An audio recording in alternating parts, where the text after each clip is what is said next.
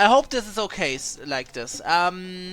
Today we're going to talk about the Undertale Deltarune Spring 2024 mini newsletter. This is the first time I'm making like a reactionary content or something, which I never done up to this point. I hope this performs well. Whatever. I recently made 2 Undertale Deltarune theories, or just videos in general. Whatever. So this is the newsletter, the new one. So I'm reading this for the first time, so you see my reaction. So, okay. Undertale is, yeah, I already read this. We have here a couple of flowers and my boy Flowey. Hello, esteemed gentlemen and gentlemen. Have the ideas of May brought you good tidings? I don't actually know if they do that. I don't think they do that. Anyway, we have a mini newsletter for you this month. Okay, is there something to analyze here? Nah, not really. It seems to just be flavor text. There he is! Asgore! Finally! He is in the newsletter. It's Asgore, the boy. He's finally in a damn newsletter. Together with Undyne in the post-pacifist ending. That's so cool. That's cool. By the way, this newsletter in particular I have is the Truck Freak option. I have the Truck Freak version of the newsletter. And yeah, I just thought you would want to know that. The Deltarune development update. I have great news and other news. Antivirus is watering them. Cool. I wonder what Flower will do. He's pissed. That's so cute.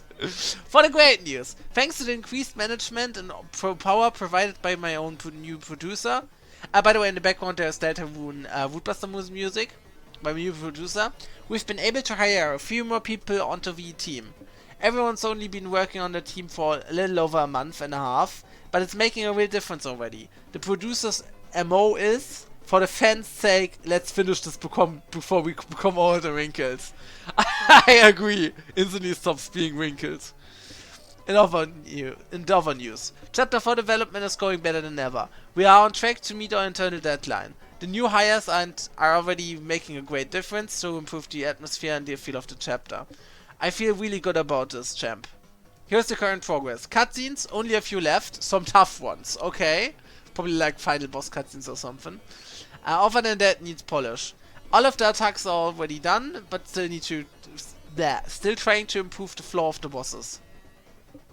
So they might make the bosses a bit easier, because Toby Fox said once the bosses were a bit too hard, so maybe the main bosses are going to be less punishingly hard. Whatever. Oh, overall, still need to create around 10 maps. That's not that much, honestly. If it's not big maps. And polish some of us. Gimmicks. A kinda complicated gimmick nearly has all of its iterations made. Then there is whatever goes in those 10 maps, and one more thing.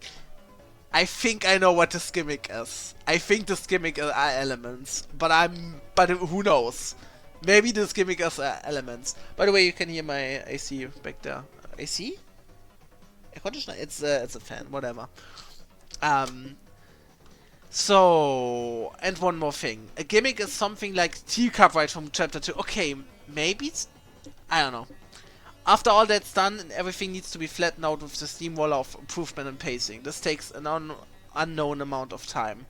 It's my hope that the next time I update you, a first pass of the entire chapter 4 will already be at least halfway crushed by a steamroller. And at least some of the team will have moved on to chapter 5. Steamroller of improvement and pacing. Ah, cool. The other news is, despite the game making great progress, we can't discuss the release date yet. Even if Chapter 4 is completed smoothly, there may be some surprise factors. So we are not at the point where we can make a solid promise. That being said, we will let you guys know as soon as we can. I can't wait for you guys to see more of the moments and characters in my head for the past 8 years. Oh yeah, I can so relate to that. With Videospiel-Man, I'm like literally excited to share more stuff from this franchise. Heroes was that. I hate it. So yeah. I can definitely relate to this whole feeling of having like just sitting on an idea forever. I can so relate.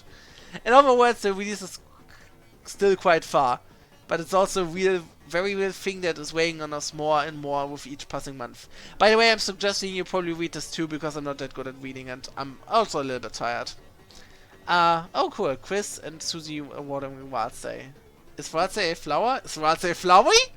Maybe, who knows? Interview! Papyrus Q&A! Round 2! We get more Papyrus info, cool. Ah, this artwork is so cool. Papyrus and Sense there and like these cool poses, that's amazing.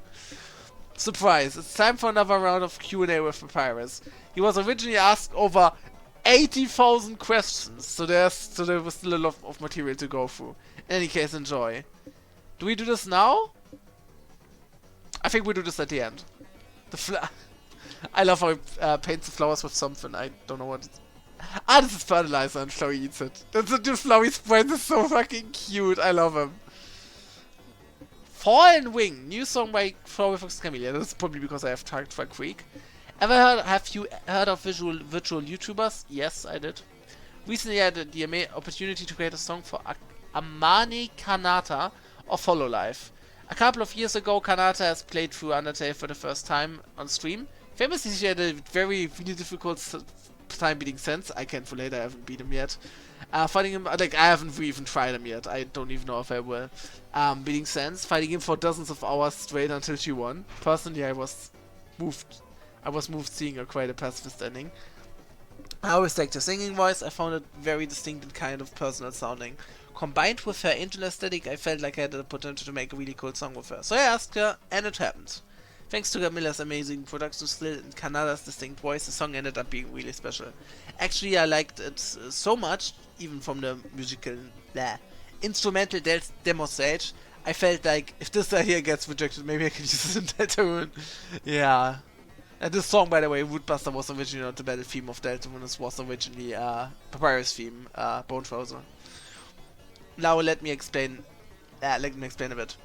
Although most of the time she's a goofy streamer, Kanada has a dream to be taken seriously as an artist and musician. Yeah, but there was an issue. She was losing hearing in one of her ears. Yikes. For someone whose dream it is to be a singer, there's something more terrifying than losing the sense. She felt like she might even give up singing forever. Actually, this resonated with me because I have, he had issues as well. Issues with one of my wrists. If it stops you from drawing, from making music, from writing, from programming, from making a game, There's times where it feels like your hopes and dreams are simply slipping away from you. That's the things that the things you wanted to achieve was floating away from you in the sky while you lie there, falling in the crater, your wing tone of, oh god, never to grow back, bitterness grows and you feel like you may never leave the ground again. But that's not true, you can still fly. That's what the song is about. Oh, okay, cool. Just before the intense part of the song, there's whispering. There's like magical words that let you do anything. These are like magical words that let you do anything. As long as you say them, you can lose. If you lose a piece of yourself, even if it feels like you can't give up anymore, you can. You can fly with one wing. You can fly without wings. So keep singing, keep singing. I won't play this song because I don't know, copyright or whatever. Also, like, I don't know her really that much. Maybe I'll watch a song at some point. Camilla's evaluation was super cool, and so listen by itself for a second too. Will I do this? You know what, I won't go into the song stuff. Like the song, you can probably watch it on YouTube or something. Yeah. Oh cool, what is here? We have Metatron and Matt Mew photographing Napsterbook. Makes sense, they're cousins. Ah, Sense! Sense! Wait, what are they doing? They're probably doing Alphys and Toriel, right? Toriel, yeah? And you also said it's Alphys, right? Yeah, Alphys and Toriel and Sense does his own stuff. That's hilarious. That's hilarious. Like I said before, despite how much progress we're making, the release of the game is still far. I don't want anyone to burn out from this, but we haven't burned out making anything yet. Actually, quite the opposite. We are on fire a lot. Ouch. Flowey's angry because Papyrus gives Matt Mew fertilizer. Okay, this is the bottom. So now we're going to go to the Papyrus interview. Okay, here we are on the Papyrus interview. I really have to look how I actually format this. Round 2. Do you argue a lot with your brother? How do you guys make up? Meow. Arguing, huh? Can't remember ever doing that. What? Yes, we do. The two of us are on a picture of peace. We are fighting right now. Guess cause Papyrus is too easy to get along with. I am? I mean, of course I am! Yeah! Yeah, Papyrus just sputters sends to sputters up Papyrus and everything, so right. Your best and most chewable skeletal feature. Legion of little puppies. What? I have never been chewable. But if I was, I would contain every ingredient and nutrient. And as for the best skeletal motion feature, it's definitely the very famous skateboarding video we filmed last time. It should be right. Hey! It's all chilled up. Who's been chafing on my tricks? Gee, that's rough. Sans, how many times have I told you not to show my videos? I think 0. I see, then the culprit will remain a mystery for now. I think I might have a clue who it is. What? I can't hear you. I'm looking for my detective costume. Detective Papyrus! Yes! What's the relationship with your tiny friend Flowey? Oh, my tiny friend Flowey! It's Flowey, no R. Oh, Flowey! Yes, my tiny and small friend Flowey. Whatever you say, Papayas. Who's that? Based on the name, it sounds like we would get along. That's so cute! That's so cute! I love Flowey and Papyrus, they're great. Great characters. Yeah. For those who don't know, by the way, Papyrus made a Flowey fan club. Because Flowey likes to mess with Papyrus a bit and basically messed with him in all of his runs. Maybe they are now slightly more real friends because Flowey is redeemed after pacifist, but who knows? What's the coolest thing in your wardrobe? Let me walk in and check. Ah, I got it! It's me! But what's the coolest thing outside your wardrobe? Ha! One step and it's me again! But what about inside and outside your wardrobe? One foot in both, it's also me! What about inside and outside of your wardrobe and also the top of your desk? Foot on the wardrobe, foot on the desk, me! And the ceiling. Hand on the desk, hand on the ceiling, hand, foot in the wardrobe, me. And in your bed, move the bed to the top of the desk, hand in bed, foot on ceiling, foot on the wardrobe, me. Me. And reaching just out of reach on your rug. Sans! Me? How do you feel about your brother being included in certain monumental fighting game when you're the one who's obviously put far more legwork into training? What? This must be a fake and an orthodox message. Everyone knows my brother is too lazy to ever fight anybody. If he was, for example, put in a fighting tournament, he wouldn't even throw a punch. Instead, he'd probably trick someone into wearing a costume that looks like him.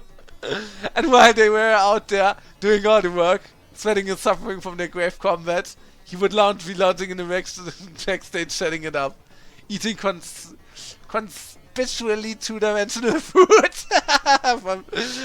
Sorry, it's just so funny. And cracking about the jokes and cracking jokes about the battle, like I'm sure I'm better than this, huh? I'm sure better than this, huh? As a reward, his impersonator only gets a handshake. However, this is merely a theory of games. After all, my brother would never be included in a "Hey Papyrus, have you seen an invitation around here?" Ah! Can you shoot lightning? Can you shoot lightning bolts, Papaya? I'm sorry, I think this message is intended for Flowey's friend. He sounds very cool though. He can fire lightning? What should I name my new cat? A cat? You should call it Papyrus. But you should think of a custom secret name also. In case of the both of us are in the same room. You can call me the secret name and no one will suspect. You should totally name it Mew Mew in Mew! It's Mew Mew. Silence, Papyrus! What's a circus? You are a clown! The place you work is a circus. And you sleep on a big bouncy ball at the back of the tent. Also, you have been caged for being too annoying. I get it. Are you gonna read the question or not? I'm getting to that! You win $1 million, but you have to write in cursive for the rest of your life. Would you take the money, Trevor? It's tempting, but think about it. Everything you ever wrote would have to be in some annoying, difficult to read font. If I did that long enough, everyone might start even start calling me cursive. Think about that! Being named after a writing style! It's ridiculous! Much prefer to just... Sans? Where did he get an expensive hat? I do know! Sans is now cursive. He's now named cursive. That was hilarious. That was a fantastic thing here. So great. Oh, I laughed my ass off. That was hilarious. The Flowey thing was amazing. This was amazing. This was all great. No big lore reveals, but to be honest, I don't think we really needed lore reveals. This was great content. Genuinely. Hilarious. Well, I'm gonna go back to the top. So, I hope you liked this newsletter reading. I don't know how I exactly do this. I might just do the thumbnail might just be like this area here. Let me quickly look on the screen. Is there any personal information? Not really, to be honest. I think that's fine. I think I can show this off in a video. There's nothing really personal here. Anyways, goodbye.